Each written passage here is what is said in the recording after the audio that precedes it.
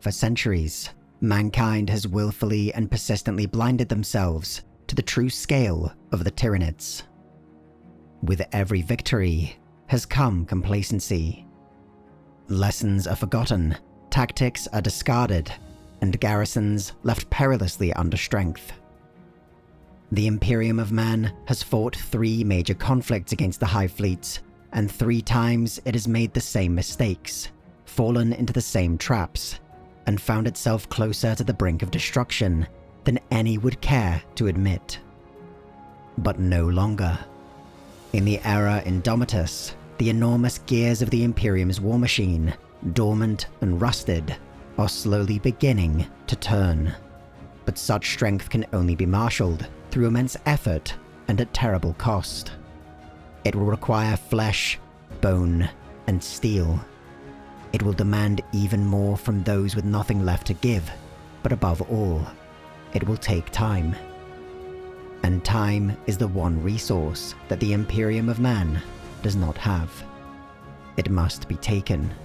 This is the grim work of the Solblades. Elite strike forces drawn from every institution within the Imperium, the Solblades represent a bold new vision for combating the Tyranid race.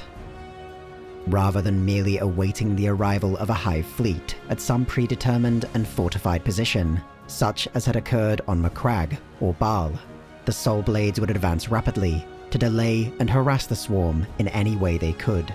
Diversionary strikes, hit-and-run attacks, and every other type of irregular warfare would be utilized by the Solblades, aiming not to destroy an entire Hive fleet or tendril, but rather slow and confuse its progress. By Imperial standards, these formations are minuscule in size, their void warfare assets typically consisting of no more than 3 starships. Their terrestrial forces are similarly limited, though exact numbers will vary wildly depending on the nature of the units assigned to them. Though seemingly ill-prepared to face a foe so numerically superior, to which entire Space Marine chapters and Imperial Guard army groups have been lost, the small size of a Solblade is a deliberate choice and key to their success. The tactics utilized by the Solblades are not new and have been tested against the Tyranids many times before, with mixed results. But it is hoped that by limiting the size of these forces, they can remain nimble enough to evade the ponderous advance of a Hive fleet and escape a situation in which a larger, more unwieldy task force might be entangled and destroyed. Smaller forces likewise have a greatly reduced logistical footprint, enabling a rapid redeployment without the need for a prolonged resupply or extensive support infrastructure. But the greatest advantage of the Solblades is their autonomy.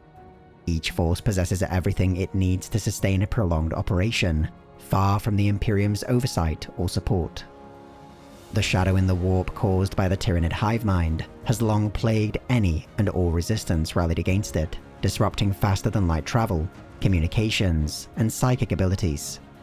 The Solblades are not designed to overcome this interference, but instead to remain effective within it. Solblades present substantial differences in their composition, depending on which branch of the Imperial military apparatus they have been drawn from. Astartes Solblades are typically made up of a single strike cruiser or frigate squadron, and are led by a carefully selected captain, lieutenant, librarian, chaplain, or in some unusual circumstances, a dreadnought.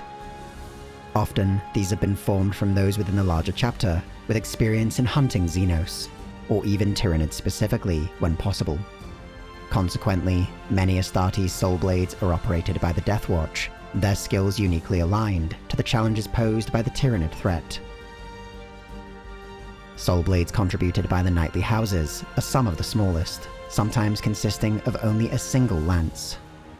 But the immense firepower that the Imperial Knights wield is enough to offset their limited numbers. The Adeptus Sororitas, by contrast, have fielded far larger Solblades, though not by design. The Orders Militant have been as deliberate and selective as any other Imperial force, but their elite battle sisters have been trailed by a tide of fanatics and zealots, eager to join in the struggle and who refuse to be dissuaded. Mechanicum Solblades are the most mysterious, taking advantage of the authority and isolation afforded to these formations to pursue their own agendas.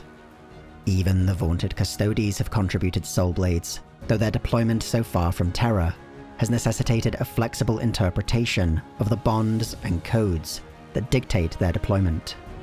It is said that Trajan Valoris, Chief Custodian and the 17th Captain General, is personally leading an Imperial Solblade himself. Even the Astra Militarum, whose mobilizations are famously slow, and what the Solblades are intended to buy time for, have nevertheless contributed forces from their own elite regiments.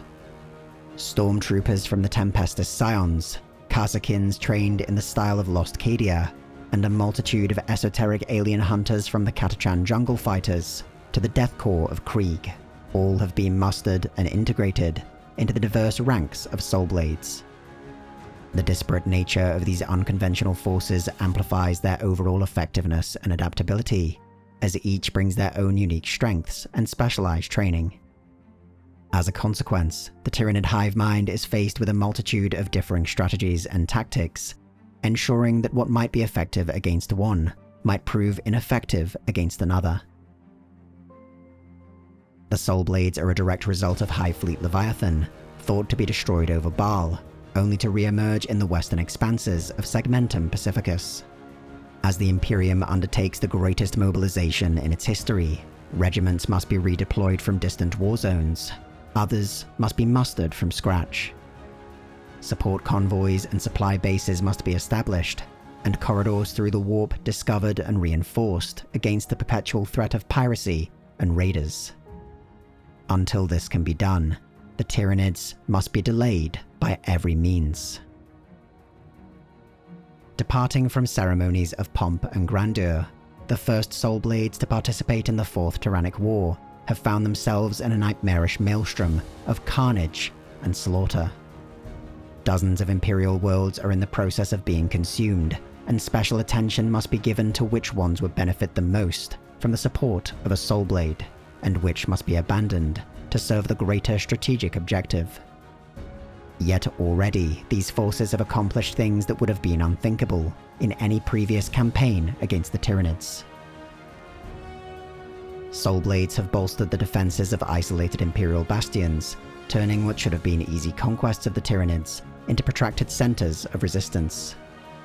In some of these cases, Solblades have not fought directly, but instead imparted their knowledge and doctrine to the local defenders, and elevated the combat effectiveness of Imperial forces across an entire front. They have recovered critical information and key relics at risk of being lost forever, and delivered vital reconnaissance to the greater Imperium, ensuring the defenses are formed to counter the specific movements of the Hive Fleet. In several instances, Solblades have devastated entire tendrils of the swarm through the most desperate of tactics. And yet, it may have all been in vain. The Solblades were deployed to counter the two largest tendrils of Hive Fleet Leviathan, only for a third, far larger swarm to remain completely undetected. Even now, it lays siege to the world of Sanctum, linchpin of the critical Bastior subsector, and the headquarters for the entire Imperial defense in Segmentum Pacificus.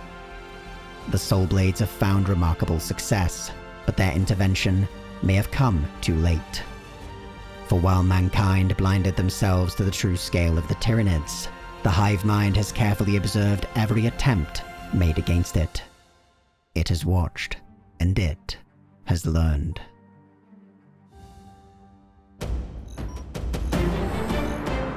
The Templin Institute investigates the nations, factions, and organizations of alternate worlds.